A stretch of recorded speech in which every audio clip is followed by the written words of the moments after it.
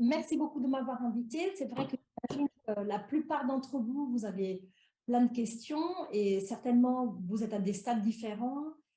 Moi, mon but aujourd'hui, ce n'est pas de donner un cours, mais d'apporter des pistes, bien évidemment, qui sont ancrées dans des notions que je connais, parce que je suis conseillère conjugale et familiale, mais aussi parce que j'accompagne des couples, parce que j'ai fait des préparations au mariage, et aussi parce que moi-même, j'ai vécu des choses dans ma vie conjugale. Et j'aimerais vous partager aujourd'hui quelques pistes de réflexion que j'espère vraiment qui vous apporteront une perspective positive. Donc, en fait, je vais commencer, si ça passe la diapo, ça serait super. Voilà. Donc, en fait, le couple, c'est une aventure où on chemine et pas tout seul, hein, puisqu'on est à deux, on chemine ensemble, et en cheminant ensemble, on découvre plein de choses. Et dans ces découvertes, une des découvertes qu'on fait, c'est que l'autre est différent de soi. Et ça, c'est pas si simple que ça. Parce que parfois, dans ce chemin, on va arriver à des impasses où ces différences, elles vont être vraiment très marquantes, elles vont être très marquées. Et en fait, ça va poser un problème. Ça va être inconfortable. Et pourtant, la découverte de cette altérité va être vraiment la porte qui va s'ouvrir à une croissance constante. Parce que le couple est vivant. Le couple, ce n'est pas seulement quelque chose qui est statique et en évolution permanente. Donc, comme il évolue le couple constamment, mais il y a des impasses, on avance. Et en avançant, on arrive dans des endroits, peut-être que ça peut être compliqué, ça peut être complexe. Et ce n'est pas rare d'entendre, en tout cas moi je l'entends souvent, je ne sais pas vous, ou même peut-être que vous l'êtes dit si vous êtes marié, mais je ne le reconnais plus, ou je ne la reconnais plus, mon couple ne va pas, c'est terminé, c'est la fin. Et même qu'on se pose des questions, par exemple, est-ce que j'ai choisi le bon partenaire? Est-ce que je suis avec le bon conjoint? Est-ce que ma femme, j'ai fait un bon choix? Ou est-ce qu'avec mon mari, j'ai fait un bon choix? Alors, bien évidemment, tout dépend de ce qu'on comprend par un bon partenaire, mais il y a une chose que je vais dire, c'est que le choix du partenaire est très important et que dans ce choix, bien sûr, il y a des émotions, il y a des sensations, aussi, il faut un petit peu de raison. Et c'est pour ça que je dirais que c'est vrai que le choix du partenaire est important, mais que la crise dans le couple, c'est quelque chose qui va arriver à plusieurs reprises dans le parcours, dans ce cheminer ensemble à deux. Alors, j'ai pas eu encore l'occasion de me présenter et je suis pas sûre qu'on me voit, mais aujourd'hui c'est Moi, je te vois en tout cas. me vois? OK, parce que je ne me vois pas. Ok. Du coup, c'est moi qui vais poser les questions, à Anna et au fur et à mesure, elle répondra à ces questions, avec son expertise. Donc je suis Gémina et je fais partie du ministère Vie de famille de Montpellier. Donc du coup, Anna, notre première question, bonjour, c'est qu'est-ce que c'est qu'une crise et pourquoi les couples rencontrent des crises dans leur existence? Ta question est très pertinente parce qu'en fait, souvent, on confond la crise et le conflit. D'accord. Ce n'est pas tout à fait la même chose. En fait, le conflit, il faut qu'on soit au clair que le conflit, c'est une opposition de manière de voir les choses, d'opinion, d'avis. Parfois, c'est une opposition de sentiments et que ça génère parfois d'une manière très explicite. Les conflits, c'est quelque chose qui on peut très bien le remarquer parce qu'en fait, c'est là où on n'est pas d'accord. D'accord? Quand on n'est pas d'accord, le conflit fait face, surgit, alors que la crise, c'est différent. La crise, c'est une impasse, c'est un espace dans le parcours du couple où en fait, on va perdre pied. C'est-à-dire que l'équilibre, pardon, donc en fait, comme je disais, hein, le conflit, c'est une opposition de sentiments, de manière de voir les choses. D'ailleurs, souvent on dit, eh ben, il y a un conflit d'agenda, par exemple, parce qu'il y a deux événements qui se passent en même temps, où on n'est pas d'accord. Mais en revanche, la crise, imaginez-vous, c'est comme la balance que vous voyez là, c'est en fait un moment où notre organisation première perd pied, et en fait, on est en déséquilibre. Et c'est là qu'on se dit, mais on ne comprend pas, il n'y a rien qui va. Pourtant, avant, ça allait. Et maintenant, il n'y a rien qui va. Et en fait, c'est là où on se pose toutes les questions que je disais au début, mais est-ce que nous avons un problème? Est-ce que je me suis trompée? Est-ce que nous nous sommes trompés? Puis en fait, on n'aurait pas dû se marier, etc. Et donc, c'est vrai que c'est important de comprendre que la crise offre l'occasion rêvée pour passer à autre chose. Parce que la crise, elle va permettre qu'il y ait un changement profond. Donc, quand on dit un changement profond, ça veut dire qu'il faut rechercher de nouveau comment dire, un nouveau équilibre. Et c'est vrai qu'on ne le vit pas facilement parce qu'on préfère rester comment dire, on préfère rester dans quelque chose qui fonctionnait avant. Et puis maintenant, tout d'un coup, ça ne fonctionne plus. Alors, parfois, je vois des couples qui vont me dire, mais avant, ça marchait, j'aimerais bien rester comme avant. Est-ce que tu peux m'aider, s'il te plaît, pour que ce soit comme avant? En fait, j'aimerais là encourager les couples parce que il faut du courage, c'est vrai, pour traverser cette phase, mais c'est une opportunité pour chercher vraiment à réinventer le couple. C'est la crise a un message caché, et ce message n'est pas la phase conflictuelle, parce que c'est vrai qu'une crise, on peut la vivre de manière conflictuelle ou d'une autre manière très différente. Parfois, il y a des couples qui vivent des crises, vraiment, elles sont en sourdine, on ne le voit pas. On voit des choses qui se passent, mais en fait, ce n'est pas très explicite, vous voyez, tu vois, Géna, c'est vraiment, ça peut être qu'on ne se parle plus, par exemple. En fait, je vais encourager les couples parce que beaucoup de couples traversent ces crises et c'est pas seulement qu'ils les traversent, c'est qu'ils les dépassent et ça donne l'occasion de connaître quelque chose de nouveau et de meilleur. Mais du coup, quels sont les moments où les couples ils sont le plus susceptibles de vivre des crises? Est-ce qu'il y a des étapes, des moments où on peut anticiper qu'il va y avoir une crise? Alors, souvent, on se demande, bon, bah, tous les combien d'années il y aura une crise, hein? Parfois, j'entends, oui, mais c'est la crise de 3 ans, c'est la crise de 7 ans, et on cherche à savoir comment on se prépare. Et en fait, je ne peux pas dire qu'il y ait une chronologie exacte, parce que chaque couple est différent. Chaque couple est spécifique, parce que les personnes qui composent le couple, ils ont une histoire, et on ne peut pas donner une règle déjà toute faite. En revanche, il va y avoir des signes. C'est-à-dire qu'on va voir des signes qui peuvent être le fait que tout d'un coup, on ne se parle plus. Il y a des signes parfois qu'on est un peu triste parce que la relation ne nous donne plus, ne nous permet plus d'avoir la chose qu'on avait au début. Ou peut-être que notre vie sexuelle va moins bien, ou peut-être qu'on s'ennuie les deux ensemble, qu'on on fait plus rien, on converse plus, peut-être qu'il y a des disputes, il y a des cris, peut-être qu'on préfère aller avec des copains ou des copines et plus se retrouver en couple, vous voyez. Donc il y a des signes qui indiquent qu'il y a quand même un problème. Mais aussi, il y a les événements extérieurs. Je l'ai marqué dans cette diapo et vous allez comprendre pourquoi. Parce que souvent, il y a des événements qui se produisent qui font que la crise émerge.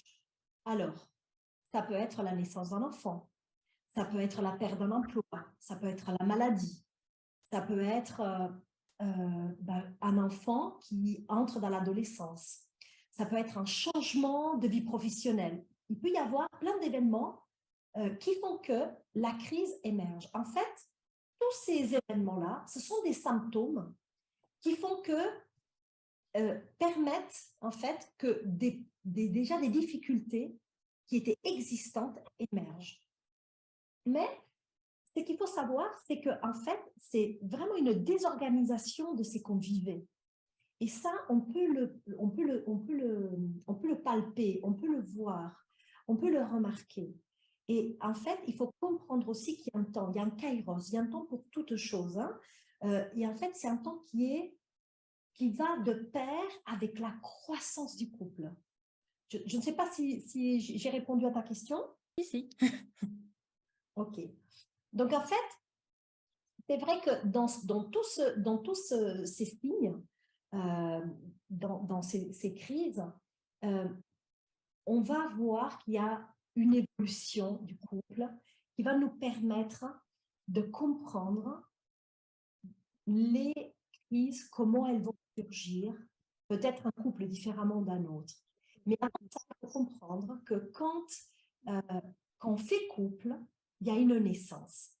Pas forcément d'un enfant. Je vous ai mis là la photo d'un enfant, mais c'est qu'il faut savoir que quand un couple naît, on n'est plus deux, on est trois. C'est-à-dire qu'il y a moi, il y a l'autre, il y a le couple. Donc, on est trois. Et en fait, ce couple naît, et de la même manière qu'un bébé, quand il naît, il va falloir prendre soin de lui. Il va falloir l'accompagner, il va falloir le nourrir, il va falloir donc prendre soin. Et en fait, ce que je vous propose aujourd'hui, c'est de comprendre que le modèle de la naissance d'un enfant, c'est un modèle qu'on peut prendre aussi pour comprendre la naissance et l'évolution du couple. Quand un enfant est né, l'enfant, il ne fait pas grand-chose, quand il est tout bébé, il ne fait pas grand-chose d'autre à part dormir. Il dort, il tète, on lui prend le biberon, on le change, on lui donne le bain, mais en fait, il est vraiment dans une situation vraiment de fusion avec sa mère. Dans le couple, c'est un petit peu comme ça aussi au départ. Au départ, on vit une phase d'idéalisation où avec notre partenaire, avec notre conjoint, on va vivre quelque chose un peu, même on va s'isoler un peu du cercle social, on va vivre quelque chose de vraiment très fusionnel. Et en fait, on va vouloir être tout le temps avec la personne, on voit que les bons côtés, on va vouloir discuter tout le temps, s'envoyer plein de messages, on voit que les côtés positifs de l'autre et peut-être pas trop encore les différences, c'est qui nous différencie. Et pourtant, cette phase que parfois on va se dire, mais ah non, mais moi je ne veux pas trop être en fusion. Sachez que la phase de fusion est nécessaire. La phase de fusion est nécessaire parce que ça va créer, on va cimenter les fondations, on va creuser ensemble les fondations et on va le cimenter. Et c'est vrai que l'enfant, il ne va pas rester longtemps dans cette période-là, n'est-ce pas? Parce que l'enfant, petit à petit, il va commencer à sourire, il va commencer à avoir des espaces-temps où il va moins dormir et de temps en temps, il va voir sa maman, il va voir son papa. Il va rester encore très symbiotique avec sa mère, mais il va quand même commencer à s'éveiller. Et le couple, c'est exactement pareil. Le couple, il va passer de la période de fusion, va passer à un autre stade, que c'est le stade de symbiose, où encore on va être beaucoup dans la dépendance l'un de l'autre. On va remarquer plutôt les choses qui nous plaisent chez l'autre, qui nous portent satisfaction, mais on ne va pas encore être vraiment différencié. Et comme l'enfant, l'enfant aussi, un jour, il va commencer à se toucher les bouts des pieds, à voir qu'il y a d'autres personnes autour de lui, et il va vraiment vivre ce qu'on appelle la différenciation, c'est-à-dire qu'il va prendre petit à petit conscience qu'il n'est pas un avec la mère, mais qu'il y a d'autres personnes et que lui, il existe. Et en fait, chez le couple, et je vais m'attarder un petit peu dans cette phase-là, Parce que cette phase, c'est la phase compliquée. Pourquoi? Parce que souvent, on ne veut pas l'accueillir. En fait, on aimerait tout le temps être fusionnel et en symbiose. Parce que dans nos têtes, on a l'impression qu'un couple qui fonctionne, c'est un couple que, hommes et femmes, on est pareil. On pense de la même manière, on aime les mêmes choses. Et en fait, quand arrive cette phase où on est déstabilisé parce qu'on commence à voir les différences de l'autre, ça nous fait peur, en fait.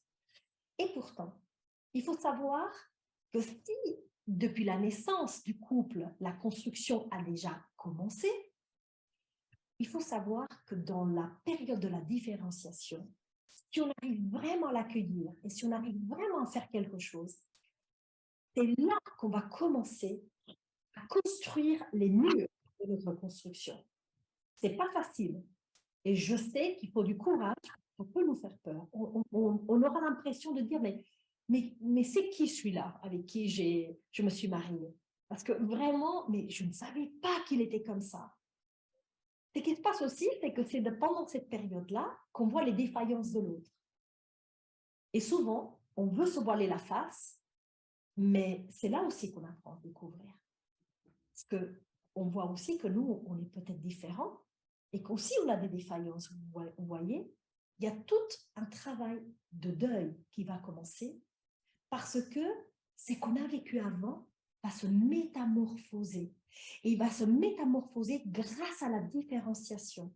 C'est comme l'enfant, vous voyez, si l'enfant, on veut le garder bébé, il ne va pas grandir. Hein. Donc, à un moment donné, il faut que cet enfant, il commence voilà, à comprendre que lui et sa maman ou son papa, ils ne font pas qu'un. Hein. Lui aussi, il peut faire des choses. Donc, en fait, cette période-là, c'est une période qui est une des plus difficiles. C'est la période où il y a le plus de séparation et le plus de divorces. Et pourtant, sachez-le, et ça, je ne me fatiguerai jamais de le dire, c'est la période où on peut vraiment construire quelque chose de solide qui va se baser sur nos différences. Et en fait, on va ensemble devoir réinventer le couple, réinventer une nouvelle manière de vivre. Et en fait, je peux dire que c'est une phase qui est essentielle. Alors, c'est vrai que beaucoup de couples, ils vont rester ici dans une phase très, très compliquée. Et j'ai dit que peut-être ça peut amener à une séparation, à un divorce, mais pas à chaque fois. Il y a des couples parfois qui vont être dans cette phase-là et en fait, ils vont se résigner. Ils vont accepter qu'ils sont dans une crise, mais ils ne vont jamais la dépasser. Et ça, c'est dramatique parce que, en fait, on peut vivre des années bloqués dans un ou l'autre stade, parce qu'il y en a 7, hein, donc on verra les autres qui vont arriver maintenant. Mais en fait, c'est dommage de ne pas pouvoir profiter de ce moment où la différence se présente à nous pour qu'ensemble, avec ces différences-là, on puisse construire davantage. Et donc, l'enfant, vous le savez que vers une année, il va faire quoi, l'enfant? Il va commencer à marcher. Donc, s'il commence à marcher, il va commencer à vouloir aller expérimenter pendant des laps de temps pas très longs, hein, mais il va vouloir aller expérimenter. Il va commencer d'abord à 4 pattes, après il va commencer à marcher. Donc, il va s'ouvrir au monde, il va commencer à expérimenter.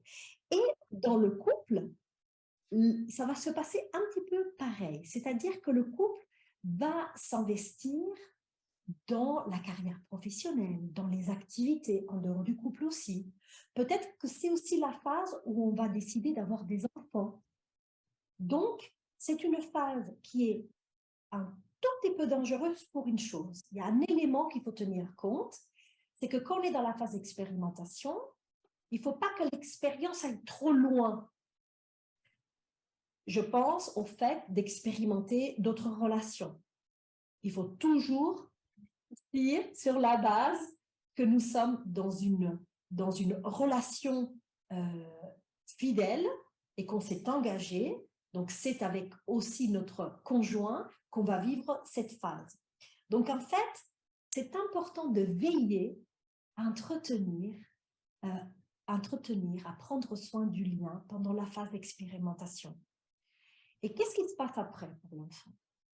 L'enfant, il va expérimenter, il va commencer à marcher, mais il va faire plein d'allers-retours. Je ne sais pas, pour ceux qui m'écoutent et ce sont des parents déjà, on va voir que l'enfant, il tente de faire quelque chose, il vit l'expérience, il revient et il fait aller-retour, aller-retour, aller-retour. Et en fait, ce qu'il veut aussi, c'est retrouver papa ou maman toujours disponible pour qu'on valide ce qu'il a fait, pour qu'on félicite euh, l'enfant des expériences qu'il a fait. Et en fait, effectivement, c'est à ce moment-là que l'enfant, c'est une phase très importante, je me permets de faire une parenthèse par rapport à l'enfant, c'est une phase très importante parce que c'est là que l'enfant, il va avoir vraiment un sentiment, une estime de lui-même très positive parce qu'il ne va pas assimiler, en fait, le désir d'autonomie, il ne va pas l'assimiler avec un abandon. Hein. Donc, en fait, dans le couple, c'est aussi un peu, ça se passe un peu de la même manière.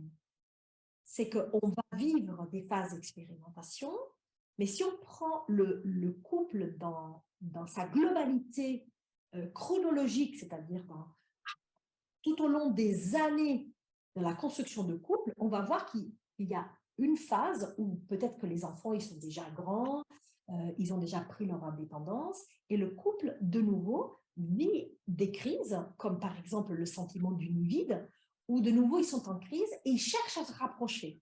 Et c'est là aussi qu'il faudra trouver une nouvelle manière de réorganiser le couple pour se rapprocher. Alors, vous l'avez compris, ce qui va se passer ici, c'est que dans cette évolution, si l'un ne va pas à la même vitesse que l'autre, risque d'être en difficulté. Donc là, je vais vous donner des exemples. Moi, j'ai des couples parfois que l'un, il est donc encore dans la fusion-symbiose et l'autre, il est déjà dans la différenciation. Donc, qu'est-ce qui se passe? Ou l'expérimentation. Qu'est-ce qui va se passer? C'est que celui qui est déjà dans l'expérimentation, il va se sentir étouffé et que l'autre, il va se sentir abandonné. Ou bien s'il y en a un qui est dans la phase de rapprochement, qui veut de nouveau renouer avec son conjoint, vivre des choses que peut-être ils ont vécues pendant la période de la fusion et symbiose, mais qui vont vivre différemment. Parce que comme déjà, ils ont vécu, ils ont dépassé la phase de différenciation, ils ne vont pas perdre leur spécificité, leur individualité. Si l'autre, il est dans la phase d'expérimentation, donc ils vont être dans une problématique parce qu'ils ne vont pas aller à la même vitesse. Si on revient à l'image de l'enfant, quand il a passé la fusion, symbiose, différenciation, expérimentation et rapprochement, petit à petit, il va aller dans une phase, c'est la phase d'individuation, c'est-à-dire d'autonomie. Et en fait, il y a 2 psychologues qui ont pris cette théorie et ils ont rajouté 2 phases qui sont spécifiques au couple. Et c'est la 6e phase que j'espère que beaucoup d'entre nous, au couple, on va viser parce que c'est quelque part, ces stades de croissance nous permettent de vivre des choses incroyables en couple.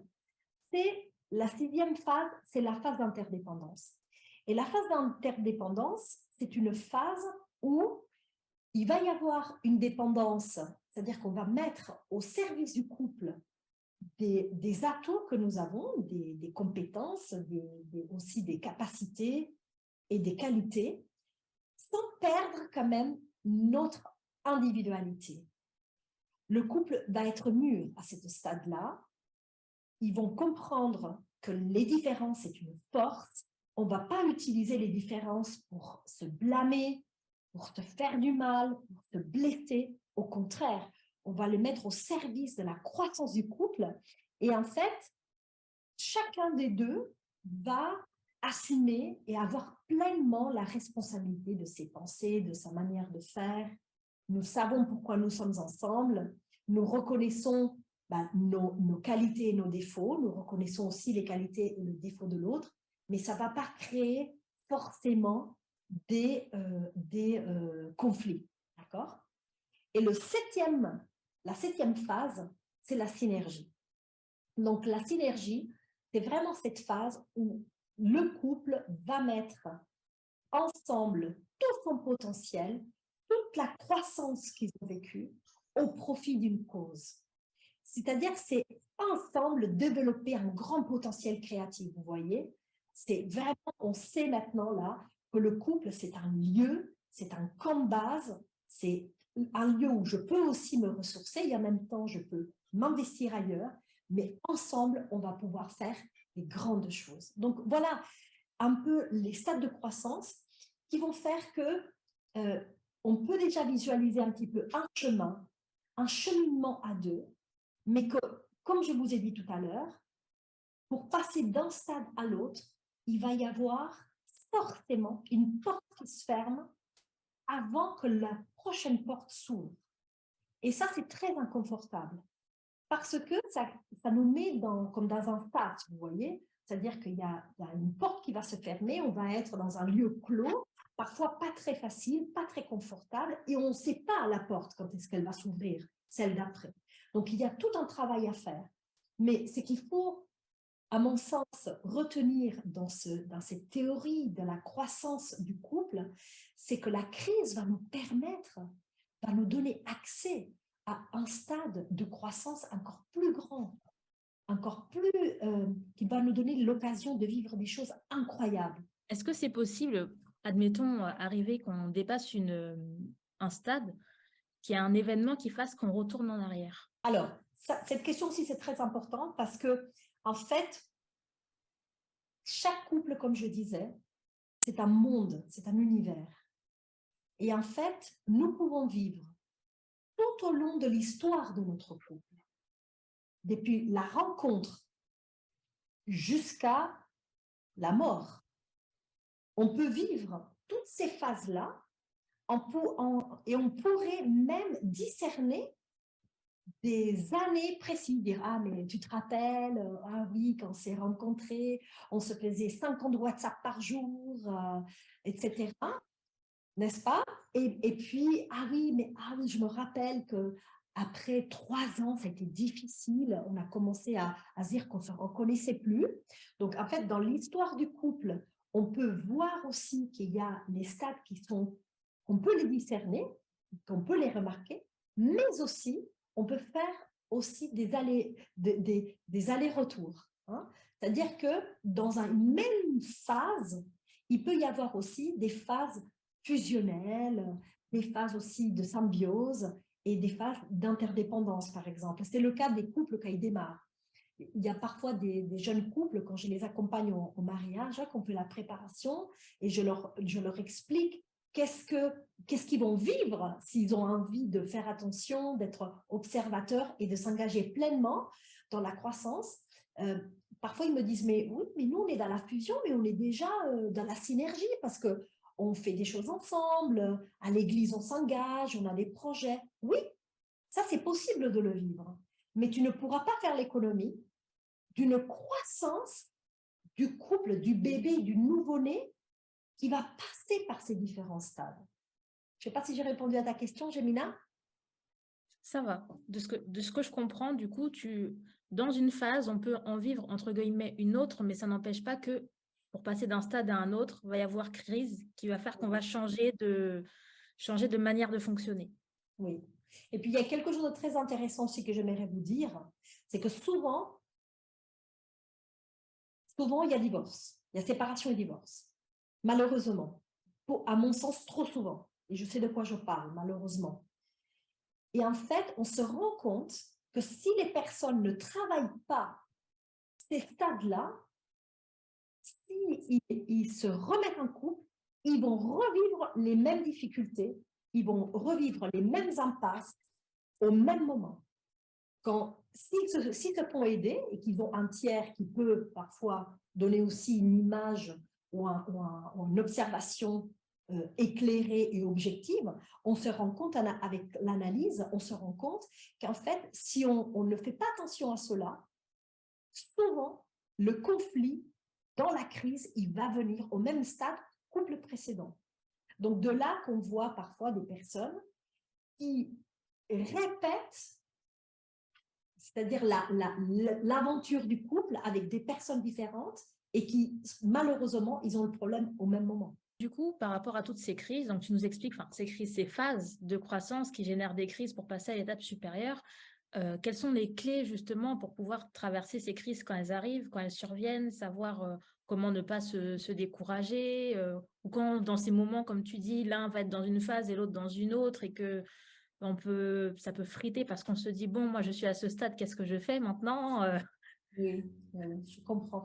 Déjà, je pense que ce qu'il faut comprendre, c'est que le couple, avant tout, il est en croissance permanente.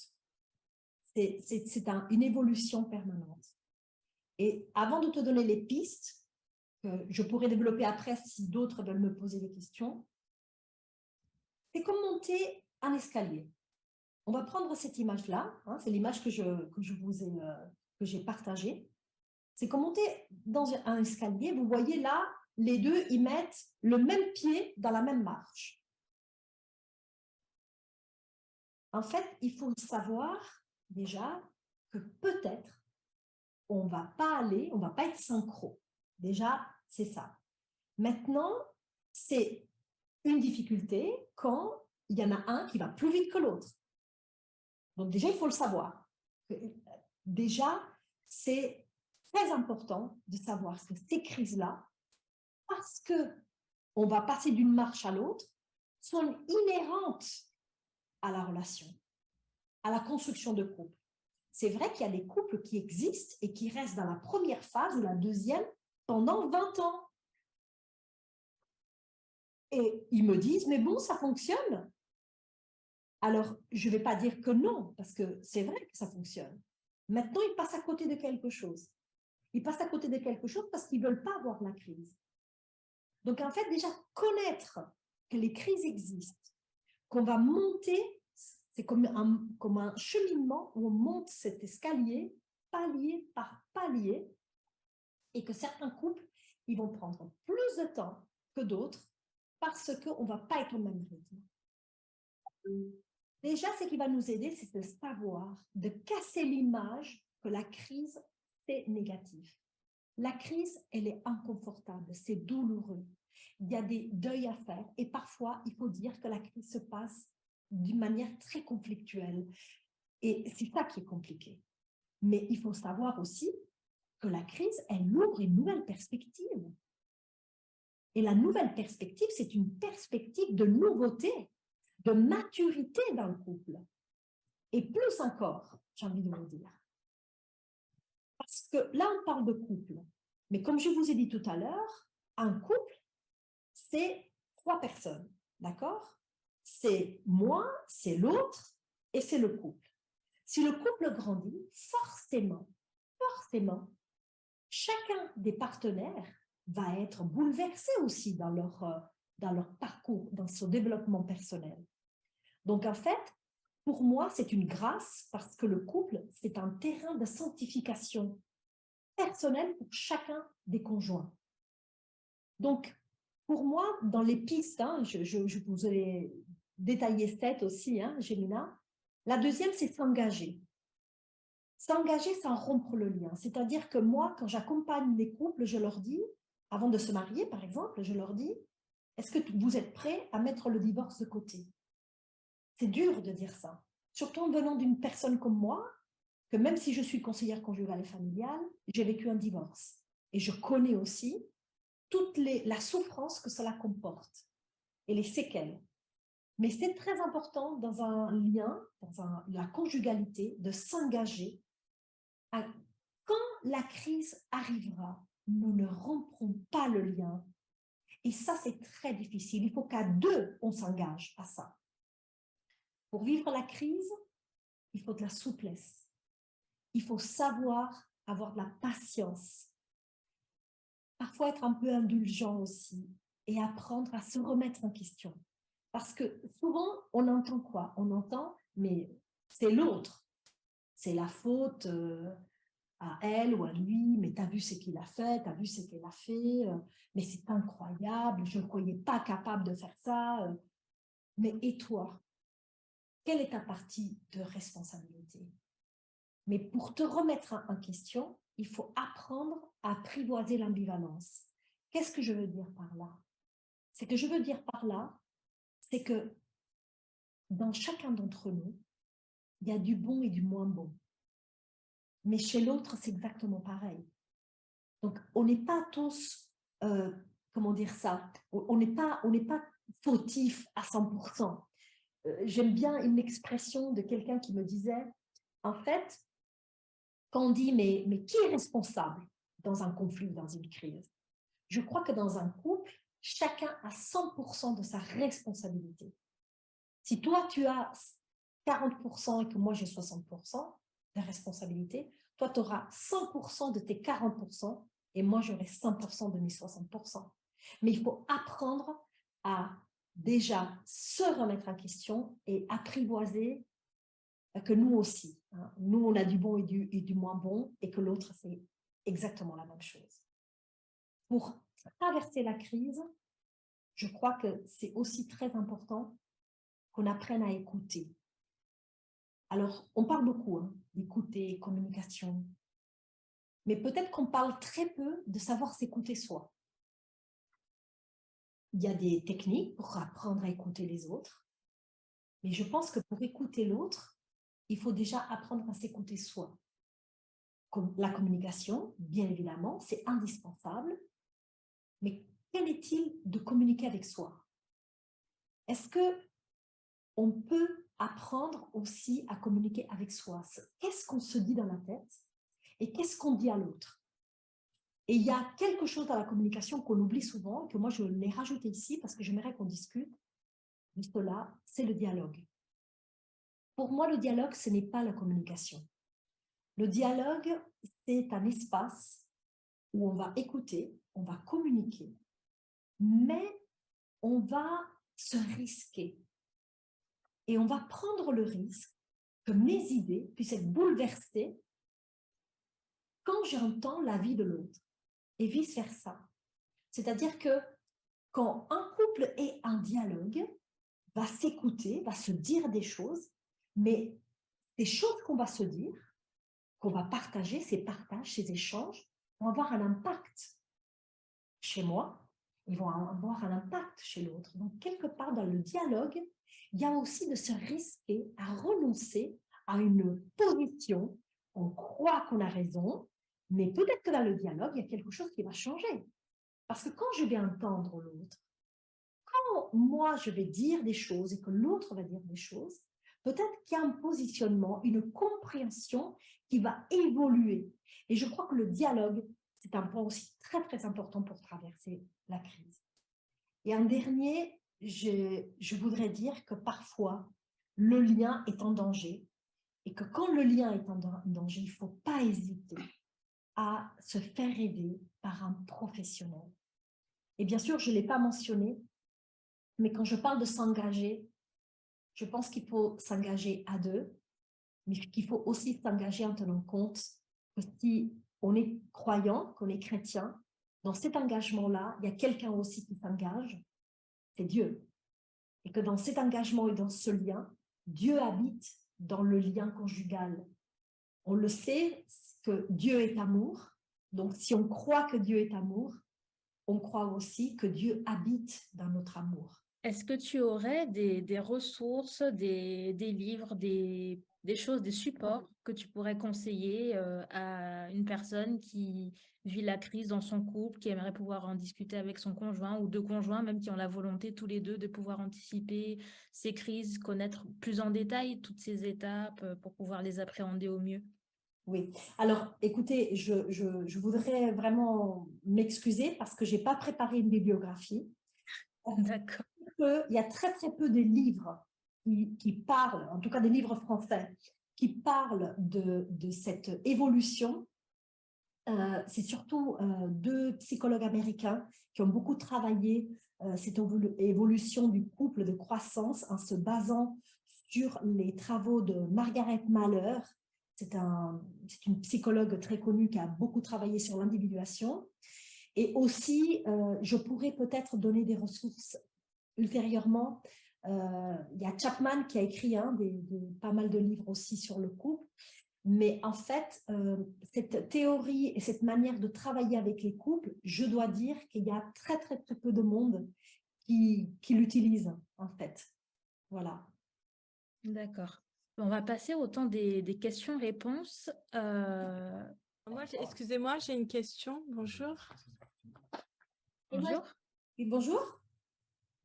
Alors, merci pour cette présentation qui est très bien illustrée et surtout par rapport à cette image de l'enfant qui me permet vraiment de bien comprendre parce que je m'intéresse beaucoup à l'enfant. Et justement, par rapport à ça, est-ce que tout comme l'enfant, est-ce que justement lorsqu'on saute des étapes par rapport à cette évolution, si j'essaie de comprendre ce que vous avez dit, si on saute justement des étapes, est-ce que justement on n'arrive pas au bout, enfin on peut passer à côté de certaines choses et en même temps finalement rater le coche finalement. Oui. Je vais tenter de répondre à votre question. Hein. En fait, c'est comme je disais au départ, la fusion dans le couple, cette étape tellement fusionnelle que souvent on entend aujourd'hui qu'on veut éviter et que moi je dis qu'elle est importante, je crois qu'elle a son côté positif. Chaque étape a des côtés positifs. Je ne crois pas, moi, qu'on puisse arriver à une interdépendance si on n'a pas passé par la phase de différenciation. La phase de différenciation est très, très importante. Comment pourrons-nous être dans une interdépendance, une synergie, si on n'est pas passé par cette phase de différenciation qui nous permet d'être un, c'est-à-dire de savoir qui nous sommes. Et souvent, et c'est quelque chose que je n'ai pas dit tout à l'heure, parce que voilà, je ne voulais pas non plus monopoliser trop la parole, mais en fait, dans ces crises-là, dans ces impasses, dans ces étapes, j'aimerais dire plutôt, dans ces étapes-là, il y a quelque chose qui se reflète, c'est là où moi j'en suis dans mon propre développement. Donc en fait, oui, ça peut causer problème si on saute des étapes. Parce que c'est comme à l'image d'une personne, comme un enfant qui saute par exemple la crise d'adolescence, d'accord?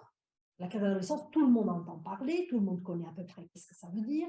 Je travaille avec des adolescents tous les jours et croyez-moi que j'encourage beaucoup à bien la vivre. Pourquoi? Parce que ce qui va se passer, c'est que plus tard, tôt ou tard, elle va apparaître d'une manière ou d'une autre.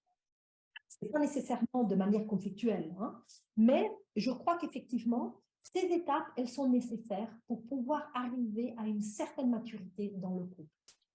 Est-ce que j'ai répondu à votre question?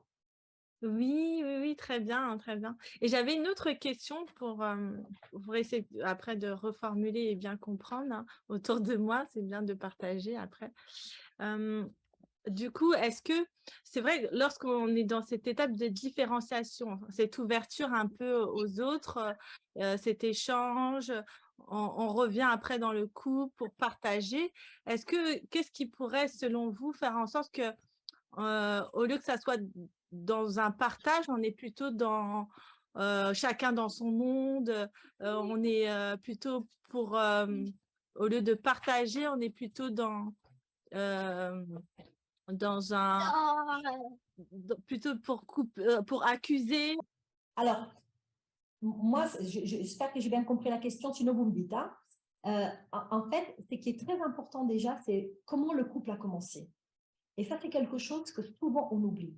C'est-à-dire que le couple, quand ils font couple, quand deux personnes font couple, est-ce qu'ils se mettent d'accord sur leur modalité, sur de quelle manière ils vont fonctionner? Parce que quel est le projet du couple? Est-ce que le couple, ils se sont mis d'accord sur leur projet, sur la vision de qu'est-ce que le couple pour moi? Et une des choses, c'est de quelle manière je vais maintenir, entretenir, nourrir mon couple. Parce que si ça n'est pas clair, pour moi et pour l'autre, dans un ou un autre stade, de cette croissance-là, peut-être qu'on va cohabiter ensemble. Peut-être même qu'on va être dans la rivalité. Vous comprenez ce que je veux dire?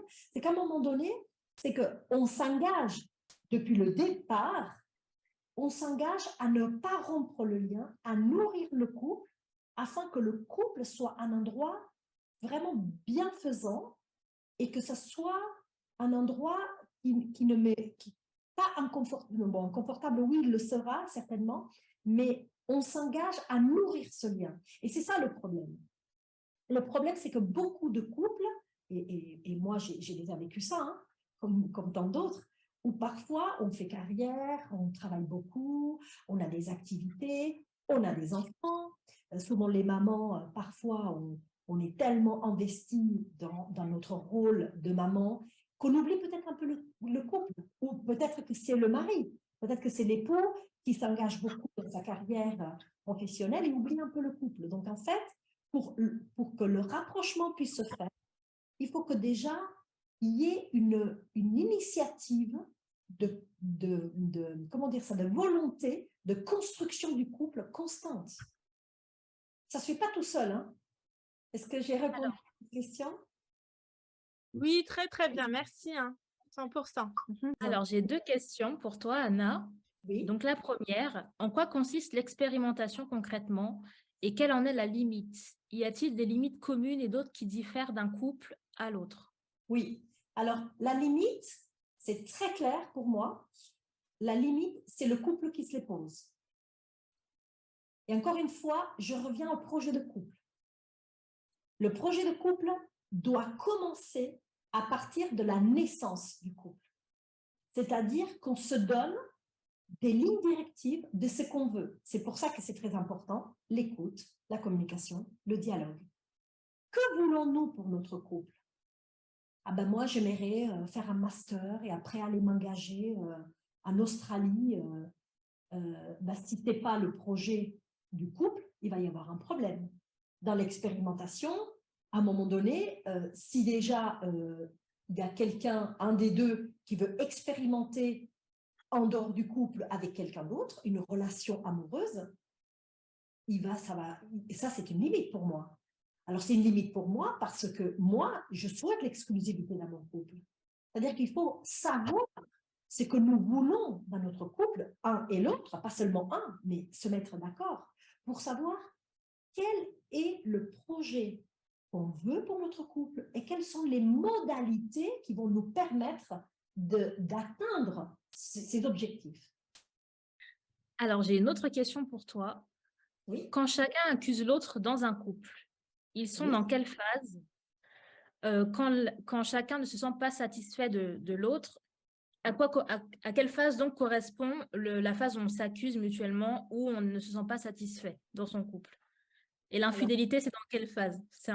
Alors, l'infidélité, je ne peux pas faire une règle générale, parce que ça dépend. Mais l'infidélité, souvent, elle survient soit dans la différenciation, soit dans l'expérimentation. Souvent. Maintenant, bien sûr, chaque couple et chaque personne est un monde différent. Les disputes, les accusations, pour moi, je les interprète déjà comme étant dans la phase de différenciation, avec une difficulté majeure pour trouver des pistes et des stratégies pour dépasser la crise. Un couple, quand il tourne en rond et qu'il n'arrête pas de s'accuser et qu'il n'arrête pas de se disputer, c'est le signe annonciateur pour moi qu'ils sont dans une crise, notamment dans la phase de différenciation, et qu'ils tournent en rond parce qu'ils sont dans une impasse. D'accord. Et ces disputes peut-être qui amènent à l'insatisfaction, du coup. Oui. L'insatisfaction, elle vient de quoi? L'insatisfaction, elle vient du fait que j'imaginais que j'aurais quelque chose, j'ai des attentes dans le couple, et que je ne les obtiens pas. Donc, en fait, je suis insatisfait. Si je suis insatisfait, il faut que je mette des mots. S'il faut que je mette des mots, il faut que je fasse des moments, il faut que nous créons ensemble, dans le couple, des moments pour dialoguer, pour se dire les choses. Pas pour dire, ah oui, au fait, tu as vu, notre fils a eu un 0 en maths, ah oui, mais tu as vu, il y a le toit qu'il faut refaire, ou il y a les fenêtres qu'il faut les changer. Non. Quand on crée un espace, c'est un espace qu'on prend dans l'agenda. Donc moi, les couples que j'accompagne, je leur conseille de vraiment prendre un rendez-vous dans l'agenda. Agenda, rendez-vous pour dialoguer. Et là, on dialogue pourquoi? On dialogue pour construire, pour se dire les choses, pour se dire nos insatisfactions, nos frustrations. Et comme on veut faire équipe gagnante, on va être dans l'écoute et dans la résolution des problèmes. Et si on n'y arrive pas, on va faire quoi? Si on n'y arrive pas, on va aller chercher de l'aide avec un professionnel. J'ai une autre question qui vient d'arriver. Oui. L'impasse amène-t-elle forcément au divorce? Alors, l'impasse, elle n'amène pas forcément au divorce si on est au clair sur tout ce que je viens de dire et qu'on veut, depuis le début, notre but, c'est de construire notre couple et qu'on veut mettre de côté le divorce. Des solutions existent. Malheureusement, parfois, on ne peut pas aboutir au passage de l'un à l'autre stade parce qu'il y en a un des deux qui vraiment, un des deux ou les deux, hein, ça peut arriver aussi, qui ne peut pas. Dans ce cas, il faut qu'il se fasse aider.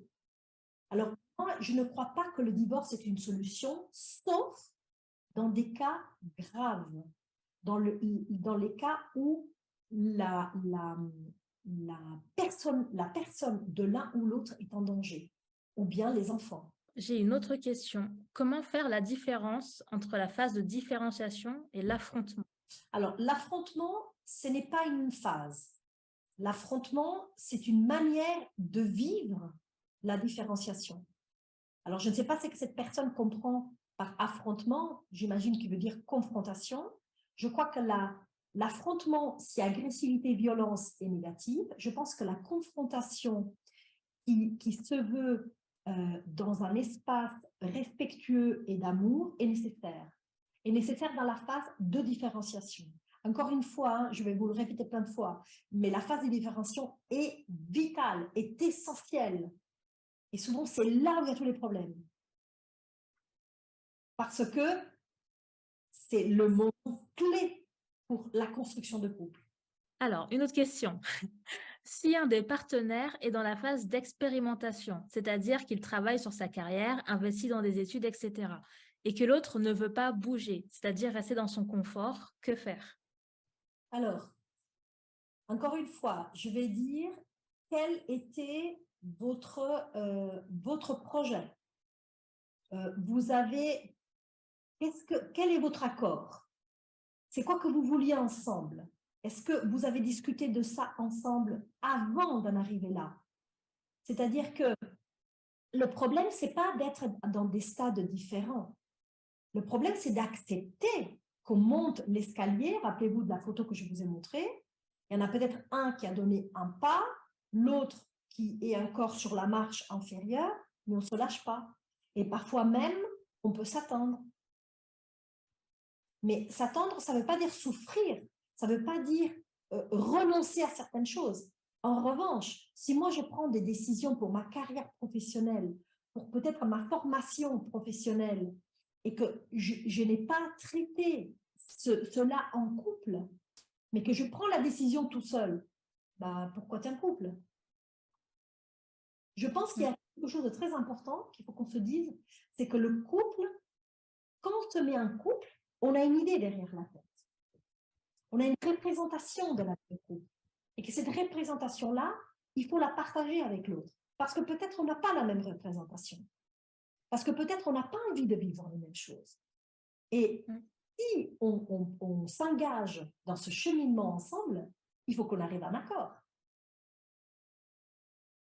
Sinon, on va traverser les phases et on va être en difficulté. Si je comprends bien ce que tu dis, pour rebondir quelque part, toutes ces questions-là dont tu parles, sur lesquelles tu insistes, c'est des phases sur des questions qu'il faudrait se poser même avant même de l'engagement officiel du mariage, et que ces questions, ces règles, ces limites, on doit les définir avant pour éviter de rester dans une phase de conflit pendant longtemps après, une fois que c'est...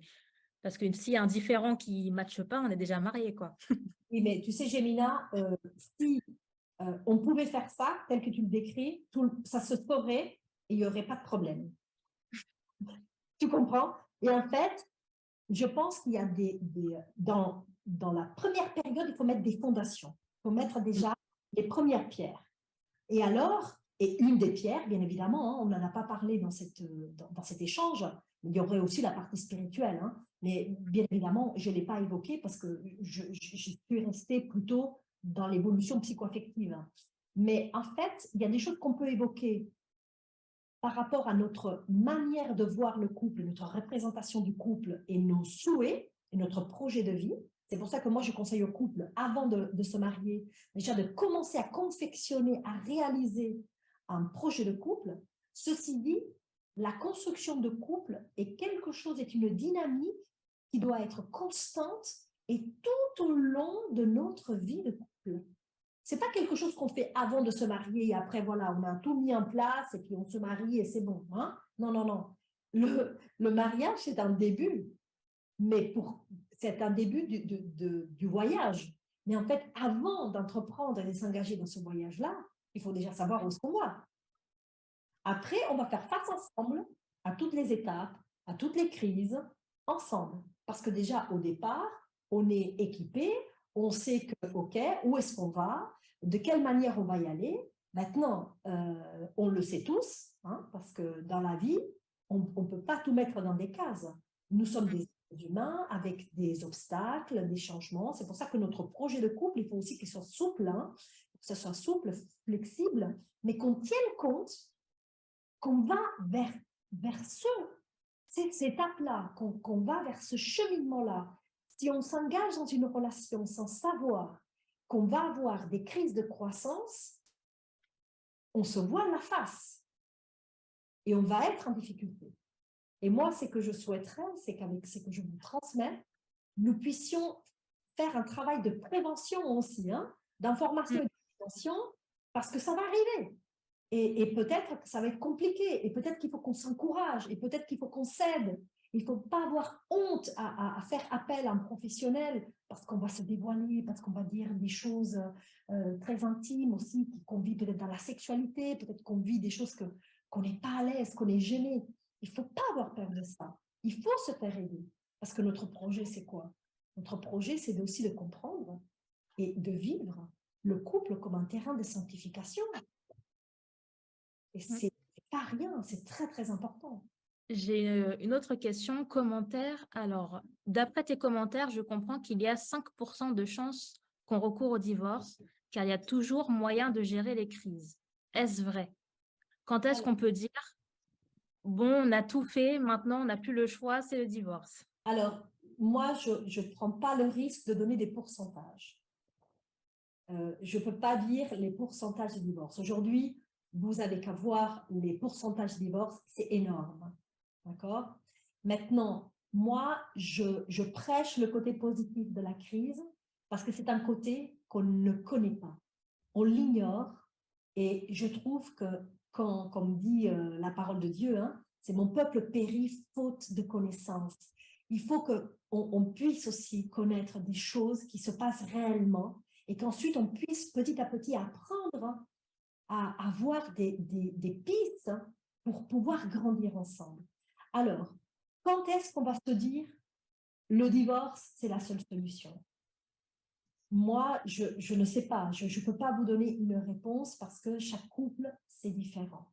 Maintenant, comme j'ai dit tout à l'heure, du moment qu'un des deux n'est plus en confort, n'est plus en cohérence avec aussi, c'est que la personne croit.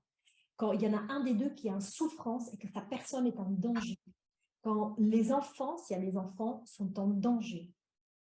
Ça vaut la peine de se faire aider et parfois, malheureusement, le divorce, un divorce bien géré, est beaucoup plus positif qu'un mariage qu'on s'entête à perdurer avec toutes les souffrances et parfois l'agressivité, la violence que ça comporte.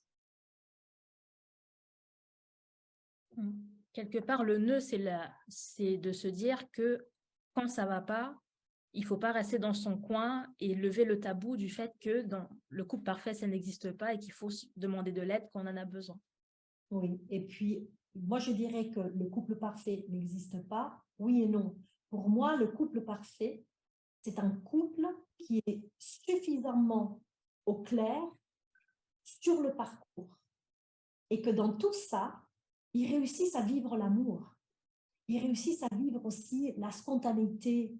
Ils continuent à mettre du bois dans le feu de la passion, même s'il y a des moments que la passion va s'estomper. Mais il faut se rappeler pourquoi on est ensemble. Et ça, c'est quelque chose qu'au fur et à mesure que le couple avance, on oublie, on laisse de côté. Et moi, souvent, j'ai dit au couple, mais est-ce que vous vous rappelez pourquoi vous êtes ensemble? Rappelle-toi pourquoi tu as choisi cette femme. Rappelle-toi pourquoi tu as choisi cet homme.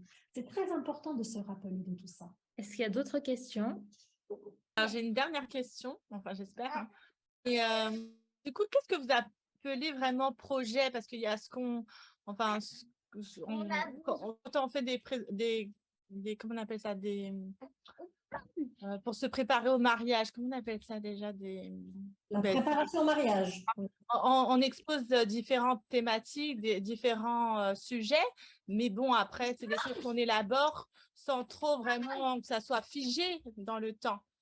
Alors, est-ce que je voulais savoir vraiment ce qu'on appelle projet, parce que comme vous dites, c'est assez, la vie, c'est assez, ça bouge souvent, donc voilà, je voulais savoir. Oui, merci pour cette question. En fait, c'est qu'il faut savoir déjà, quand on parle d'accompagnement à la préparation au mariage, la préparation au mariage, souvent, la plupart des fois, c'est mené par des pasteurs et ils font un travail formidable, exceptionnel, mais les pasteurs, ce n'est pas des professionnels ce n'est pas des conseillers familiaux ni conjugaux, hein, ce n'est pas des conseillers conjugaux. Donc, c'est vrai qu'il y a certaines choses qu'ils ne vont pas aborder. Donc, c'est vrai que dans la préparation au mariage, on traite la communication, la sexualité, la spiritualité, on traite aussi la gestion des finances, on traite plein de choses qui sont très intéressantes parce que ça donne l'espace pour pouvoir parler des thèmes que parfois on n'évoque pas au sein du couple avant le mariage. Maintenant, quand je parle du projet de couple, ce n'est pas quelque chose de figé, justement, mais c'est de pouvoir partager comment on voit le couple dans la durée. C'est-à-dire, je vous donne un exemple, un couple qu'il y a l'un d'eux veut avoir une famille, veut avoir des enfants et pas l'autre. Ça, il faut l'indiquer dans ce projet. Concrètement, moi, j'ai dit au couple que j'accompagne, vous allez commencer à faire un brainstorming de votre projet de couple. Qu'est-ce que, d'abord, séparément, et ensuite, on met ça ensemble. Et l'avantage, c'est qu'il n'y a jamais comment dire ça, c'est jamais trop tard pour faire ça. Même si ça fait 20 ans qu'on est mariés, c'est pas trop tard. On peut commencer à se poser des questions. Et en fait, le projet de couple, c'est la ligne rouge de ce qu'on aimerait pour notre couple. Est-ce qu'on aimerait voyager? Est-ce qu'on aimerait construire une maison? Est-ce qu'on aimerait ouvrir notre maison pour que des gens viennent? Est-ce qu'on aimerait avoir des amis? Est-ce qu'on aimerait partir à l'étranger parce qu'on aimerait, je ne sais pas moi, partir en mission? On aimerait fonder une famille. De quelle manière on aimerait élever les enfants? Est-ce que je voudrais me former davantage? Est-ce que l'autre est d'accord aussi à m'aider? Parce que si un est dans les études et l'autre dans le travail, vous voyez, tous ces détails-là. Est-ce qu'on ouvre notre maison pour que la belle-mère vienne vivre chez nous? Est-ce que, voilà, toutes ces choses-là font partie du projet de couple. Et même encore, même si ce n'est pas figé, c'est quand même quelque chose de flexible parce que, comme on l'a dit, effectivement, il y a beaucoup de choses qui peuvent arriver dans la vie qui viennent bouleverser ce projet-là. On sait où est-ce qu'on va. On sait pourquoi on s'est mis ensemble et qu'est-ce qu'on veut. Est-ce qu'on est un couple parce qu'on ne veut pas être seul? Ce n'est pas suffisant, ça. Qu'est-ce qu'on veut pour notre vie spirituelle? Écrivons-le, écrivons-le. Ayons un projet qui définit aussi les modalités, qui indique pour qu'on se rappelle où est-ce qu'on va. Je me rappelle d'un couple génial, ils ont fait ce projet, ils l'ont affiché sur le frigo. J'étais chez eux et ils étaient juste mariés, ils n'avaient pas encore des enfants, ils avaient marqué une ligne chronologique, bien sûr, hein, chronologique à peu près, bon, quand je finirai la fac, donc après je irai faire ça, boulot, avoir des enfants, partir en voyage, construire une maison, etc. Mais ça, c'est dans les grandes lignes. Mais après, il y a les modalités. De quelle manière? De quelle manière on va vivre? L'alimentation, la spiritualité, l'éducation de nos enfants, de quelle manière on va se divertir, de quelle manière on va s'amuser, notre sexualité, comment on va la vivre. Est-ce qu'on discute de tout ça en couple ou pas? On se dit, on verra. J'ai 2 autres questions. Alors, y a-t-il des périodes de la vie moins propices à un engagement de couple pour une croissance optimale? Par exemple, mise en couple en jeune âge ou, on va dire, temps de récupération après un divorce. C'est moi qui l'interprète comme ça. Oui, oui, oui. Je peux répondre à ça parce que, comme je disais tout à l'heure, voilà, moi j'ai vécu un divorce. Il m'a fallu 11 ans de chemin aussi pour me retrouver. Et aujourd'hui, je suis mariée, très heureuse de mariée, mais il m'a fallu quand même 11 ans pour pouvoir aussi me retrouver et pouvoir travailler sur moi et comprendre aussi qu'est-ce qui s'était passé, les erreurs que peut-être j'avais commises, ou ma partie de responsabilité. Hein. Donc, alors, est-ce qu'il y a un moment propice? Ici, je pense que c'est important de savoir que pour se mettre en couple, il y a un élément très important. Et ce n'est pas seulement les sentiments, ce n'est pas seulement les émotions, ce n'est pas seulement que c'est cool d'être ensemble. Et c'est de savoir ce qu'on veut. Qu'est-ce qu'on veut? Et ça a un lien aussi avec le projet plus tard. Hein? C'est pour ça qu'on ne peut pas dialoguer avec notre conjoint du projet si on ne sait pas déjà soi qu'est-ce qu'on veut. Donc, c'est pour ça que je dis jeune âge, il y a des couples, notamment dans la génération peut-être de mes parents, vous voyez, où ils se sont mariés assez jeunes et ils ont cheminé. Moi, je connais des couples, que ça fait 40 ans qu'ils sont ensemble, ils ont cheminé et ils sont satisfaits de leur relation. Maintenant, ce qu'on observe depuis déjà quelque temps, c'est que les divorces augmentent. Et souvent, c'est parce que au moment de la différenciation, on commence à réfléchir et à se rendre compte de ce qu'on voudrait. Parce qu'on n'en a pas parlé avant. Alors, ça ne veut pas dire que quand tu as 20 ans, il faut que tu saches tout ce que tu veux. Bien sûr que non, parce que tu es en pleine évolution. Mais déjà, partager la vision qu'on a de tout ça, du couple et de quelle manière on veut vivre le couple. Alors, c'est clair que moi, je peux témoigner, hein, je peux témoigner par rapport à ma vie. Se marier à 50 ans, je ne l'ai pas vécu de la même manière que me marier à 20 ans. Pour moi, c'est pas pareil pour une raison très simple. Hein. C'est parce que les années font qu'on a de l'expérience. Et si, comme moi, on s'intéresse à la relation, au développement humain, moi, je me suis beaucoup intéressée à l'amour dans la Bible. Je me suis plongée dans la parole de Dieu pour comprendre qu'est-ce que le vrai amour.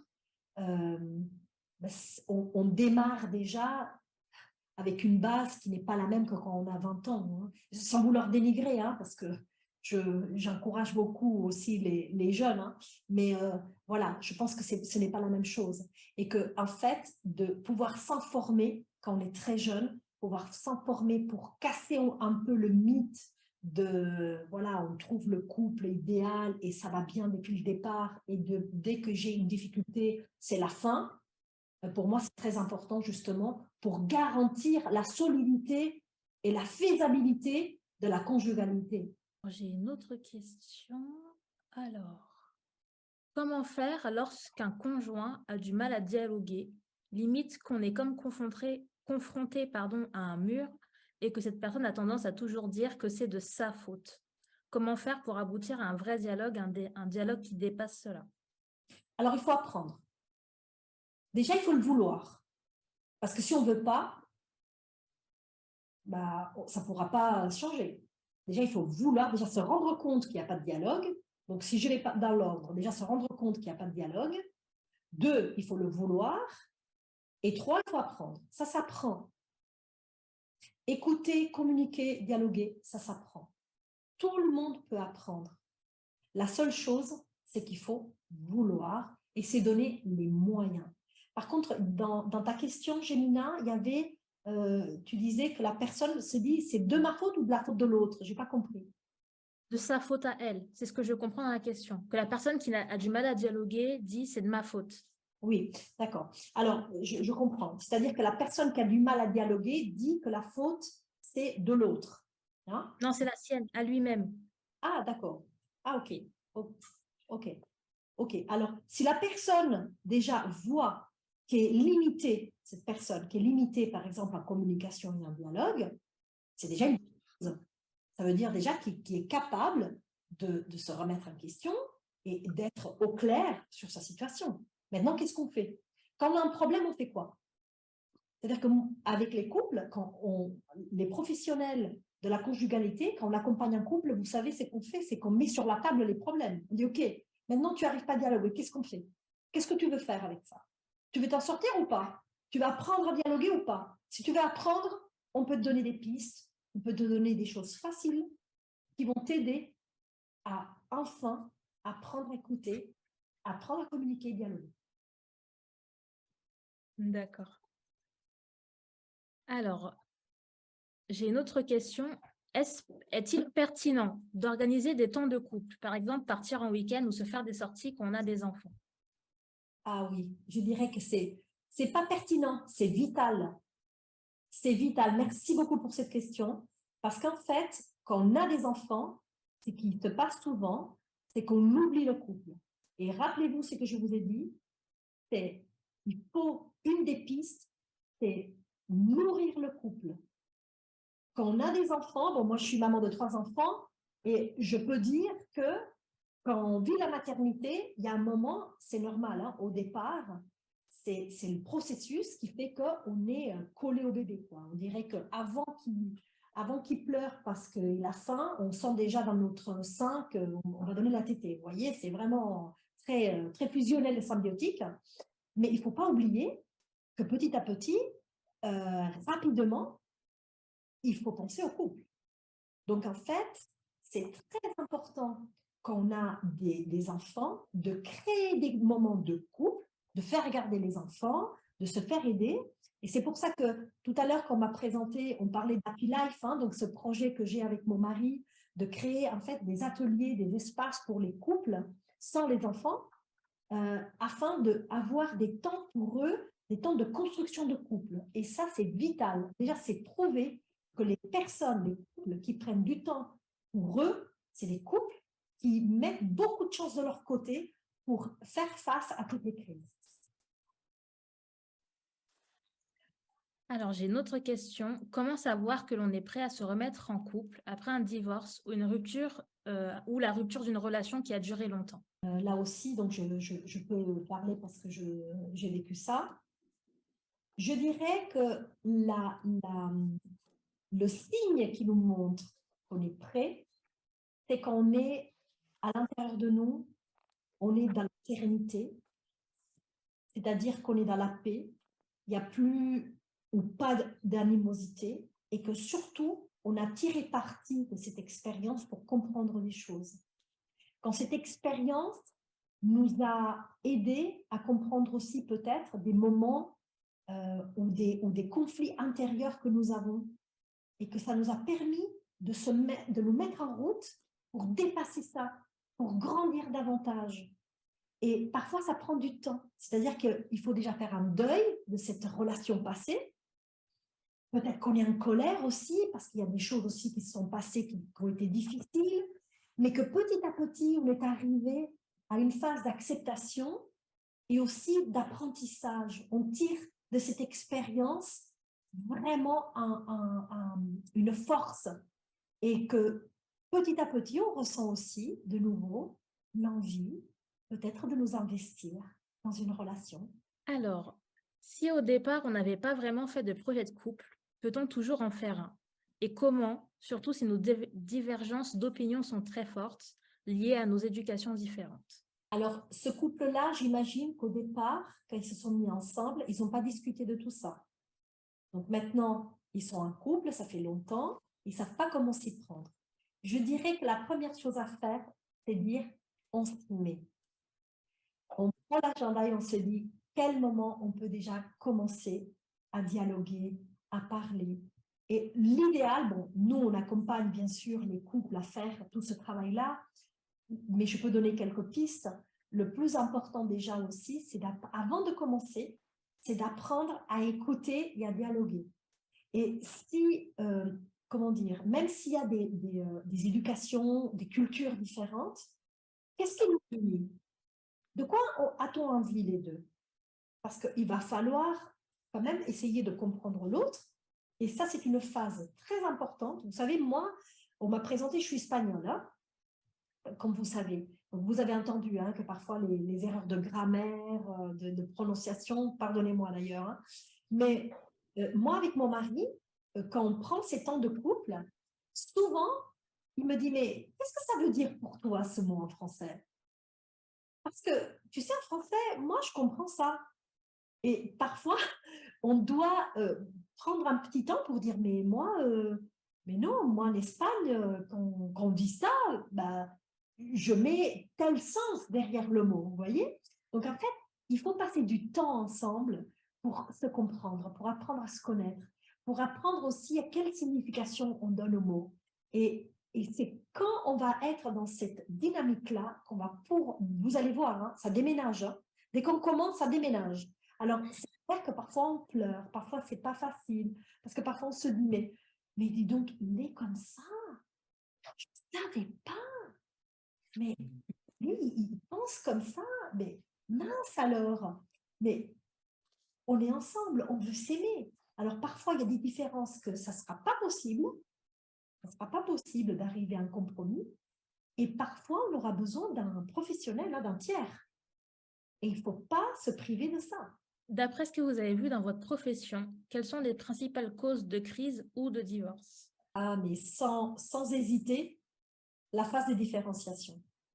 Sans hésiter, c'est quand le couple passe ses premières lunes de miel et qu'après, on commence à voir des choses qui ne plaisent pas trop chez l'autre et qu'on se dit, peut-être je me suis trompée.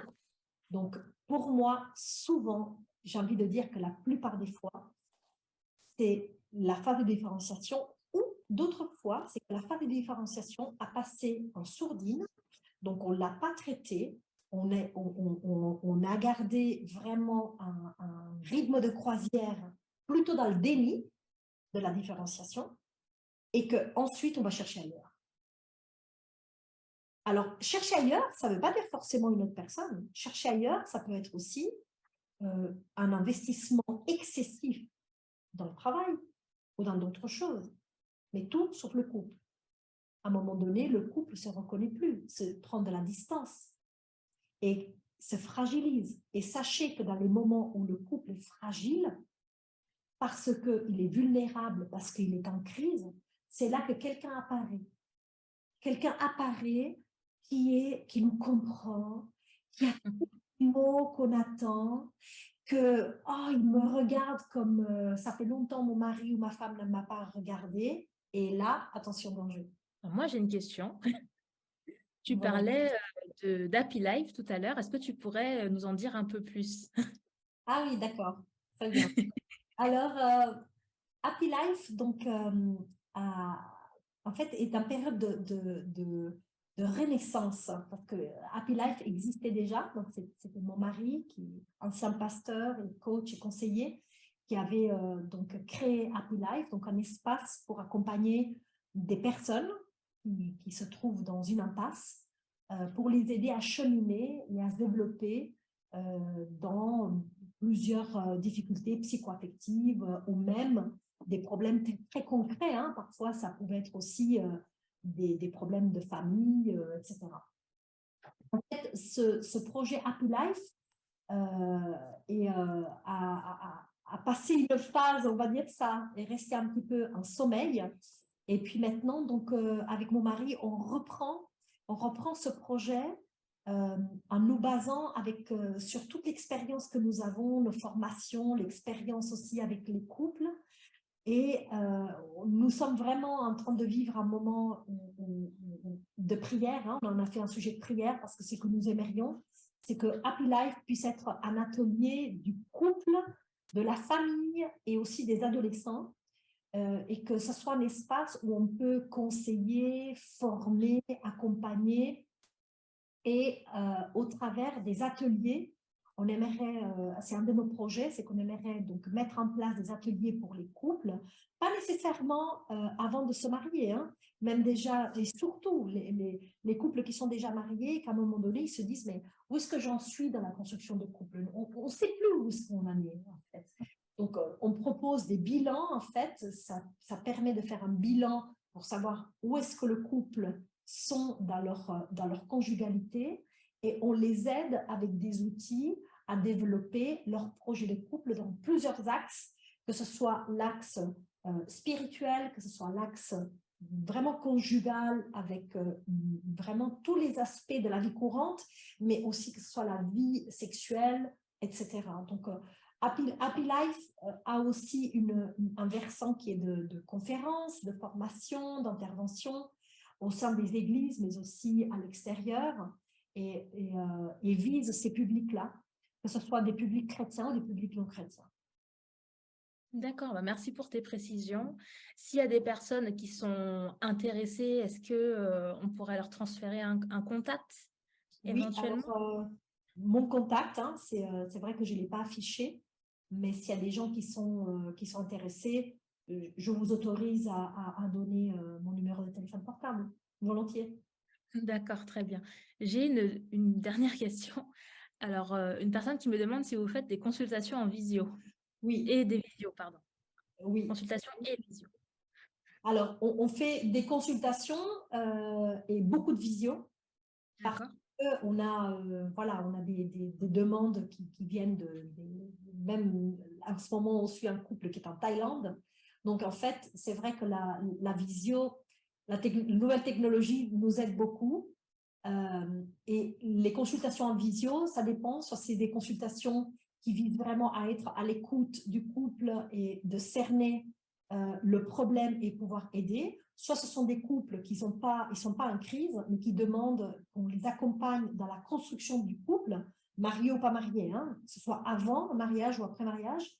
Et en fait, on donne des outils avec un travail à faire donc avant la consultation pour pouvoir ensuite pouvoir échanger. Le travail, c'est le couple qui le fait, mais nous, on oriente, on donne des pistes et on aide pour qu'ils se mettent en selle dans leur construction de couple. D'accord. Du coup, si les personnes, pareil, sont intéressées par des consultations, leur transmettre ton numéro de téléphone ou tu as un mail peut-être aussi? Oui, un téléphone et un mail, oui, je pourrais te le donner. D'accord. Pour toutes les personnes qui sont intéressées, n'hésitez pas, si vous n'êtes pas sur la liste de mailing de vie de famille, à envoyer votre adresse email dans le chat pour qu'on puisse les récupérer et vous transmettre les informations. Peut-être, je ne sais pas si c'est possible, si on a le temps, euh, peut-être faire une petite conclusion, si vous me permettez. Oui, oui, oui. Voilà, c'est vraiment pour conclure, pour donner une image, peut-être un mot qui résume un petit peu ce que j'essayais de transmettre aujourd'hui. Et en fait, ce que j'aimerais dire, c'est que ces crises permettent au couple de pouvoir se dépasser. Il y a des crises qui sont insurmontables, certes, mais la crise est le signe que le couple est appelé à passer à une étape différente pour pouvoir grandir, s'épanouir, construire. Et le but, c'est d'arriver petit à petit à une interdépendance, une synergie qui est vraiment une explosion des côtés positifs du couple. Donc, en fait, pour pouvoir porter du fruit ensemble, pour pouvoir être dans la sérénité, dans la paix, dans l'interdépendance, c'est très important qu'on voit ces crises comme d'un côté positif, sans dissocier la partie de croissance personnelle. La croissance du couple, les crises du couple vont être directement impactées par l'évolution personnelle. Si moi, j'ai eu un passé avec certaines complications, avec certains conflits qui n'ont pas été liquidés, dépassés, ça va ressortir dans le couple. Et c'est ça la bonne nouvelle, s'il vous plaît. Écoutez bien, c'est ça la bonne nouvelle. C'est que Dieu, ce qu'il veut, c'est qu'on soit aussi au clair et sur notre histoire. Il veut nous guérir. Et pour cela, parfois dans le couple, ça ressort ces blessures-là. Et en fait, le couple et ses crises m'offrent la possibilité de grandir aussi personnellement. Parce qu'on remet sur la table, avec les crises de couple, on remet quelque part aussi nos conflits et nos crises personnelles. Voilà. Tu es inestimable, plus précieux que tout l'or et l'argent de la terre. Si tu vas abandonner, Dieu n'abandonne jamais. Il est près de toi pour te relever. Si le monde te faisait tomber,